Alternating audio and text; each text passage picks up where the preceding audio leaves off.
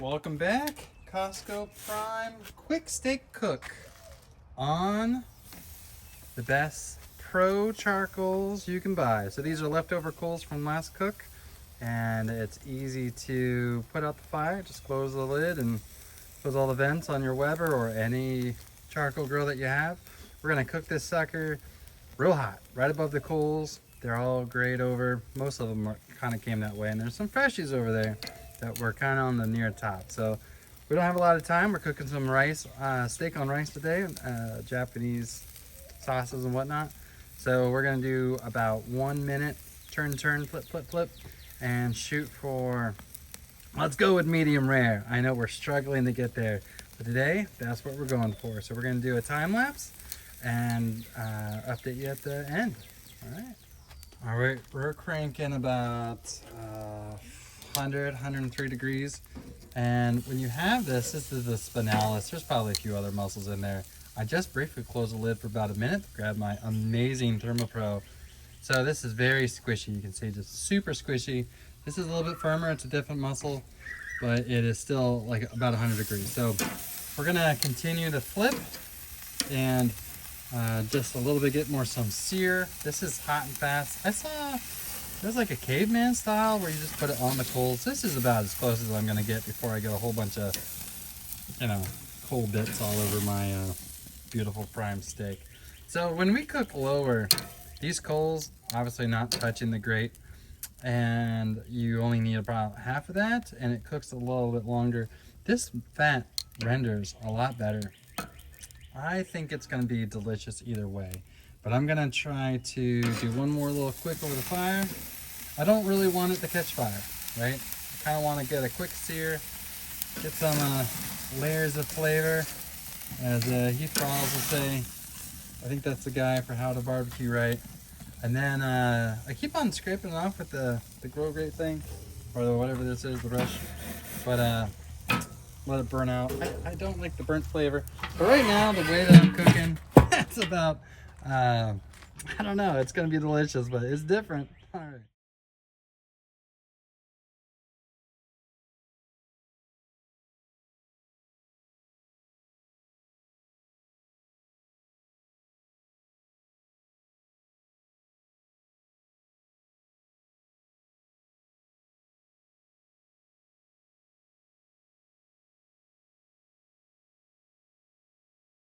Say this is absolutely medium rare. I mean, it's perfect.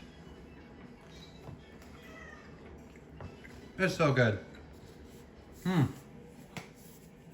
you have to hear that. Oh my gosh. You gotta do that. So, I do suggest less coals. No need to rush it. Oh, this stuff doesn't focus. There we go. Try this stuff. It's awesome. If you don't have that, you want to try something else, that's awesome. Larry's teriyaki, it's amazing. And if you're in America, yes, A1. It's good on every steak. I don't care if it's a prime or a choice, or you're at Walmart for a steak or Food Line, or you're at a Ruth Chris. A1 is good.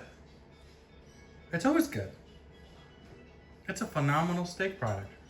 I would say it's just as important as salt, pepper, garlic. I'm going that far. Yeah, I don't need A1 to enjoy my steak, but I also don't need salt, pepper, garlic when I have A1, because it has a whole bunch of all that included.